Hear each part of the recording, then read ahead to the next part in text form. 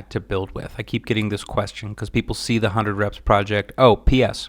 New website. Made it more beautiful, more engaging, a little less like cypherpunky. It shows you a little bit more information about what each rep does, and hopefully you can poke through and see the status of them. Estate sale helper, civic transparency tool, Colorado, all of them. All right. This is not about the website. This is about the stack. The stack. So how do I have things set up? Why do I have things set up in this particular way? And how do I actually build and work with AI tools? This is by no means the only way to do it. This is just a way that I hope provides some inspiration for you and gives you a sense of one way that it can be done. Okay, first things first. You need a back of house. You need a back of house. You need a place where information is going to live. Now, I have a back of house in GitHub. GitHub is really important because it's where all of the code for all the reps lives. It's where I update the information. It's where automations pull from. Everything can go into GitHub and can access the various repositories. And by everything, I mean all my AI tools have the ability to go into GitHub and update, make changes, adjust as needed. Why is that important? Because I really build in two key ways. The first way is here on my desktop, and the second way is I execute work through my agent. Now those are two different things, but they both use Claude as the back end. Now, let's start with the agent. The agent, if you have not met him yet, is Peter Rabbit. Peter Rabbit, lovingly named by my beautiful daughter, is my NanoClaw agent. What's NanoClaw?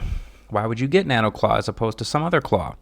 There's OpenClaw. There is Hermes Agent. There's all these great tools that exist out there, but I went for NanoClaw. NanoClaw in particular is really great for personal assistant agents.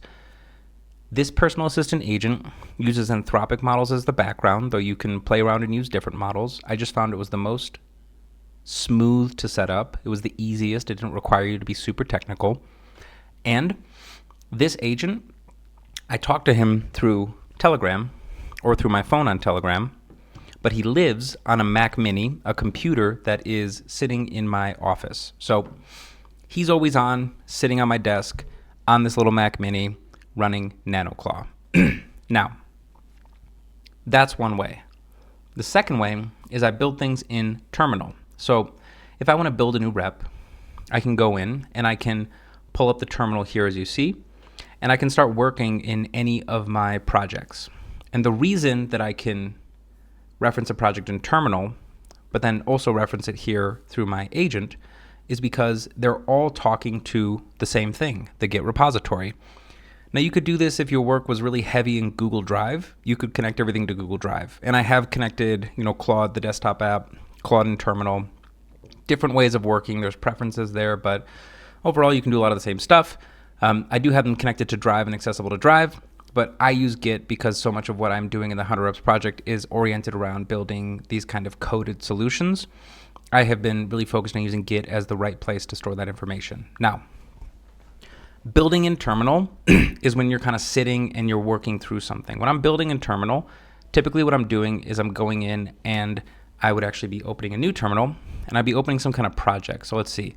The day trip planner would be the first project, and that's the one that I was working on most recently. Then I would spin up Claude, and then I can go in and I can start to ideate around it. I can start to execute on it. I can say, hey, I want to change such and such, or hey, I want to adjust such and such. And because of the way Git works, I can pull it locally. I can work on it. I can test it locally, very importantly. I can spin up a server on my computer and say, hey, I want to test it and see how it works. I'm basically LARPing as a programmer, as a developer, but I'm very focused on the front end. And I don't know as much of the back end, obviously, because I'm not a programmer, I'm not a developer. So this is where I'm doing a lot of the building, the executing is Claude in Terminal. And it's just in this ongoing conversation where I'm having it explained to me exhaustively, hey, why do I do this? Why do I do it this way? How do I connect it to this? Why would I do it this way? So I'm constantly treating it like I am kind of the executive that is just bugging this developer to explain how he does all of his work. So that's the building. Once something is built, it's kind of up and running. There's loads of projects that are working in all different kinds of ways, but my day-to-day really happens with Peter Rabbit. Now, you see here in my chats, I have a few Peter Rabbits. I have my Ghost of Peter, rest in peace. I had to switch him when I switched to the second version of NanoClaw. I have the second version of NanoClaw, the most updated. And then I have something here called the Rabbit Warren, which I will explain now.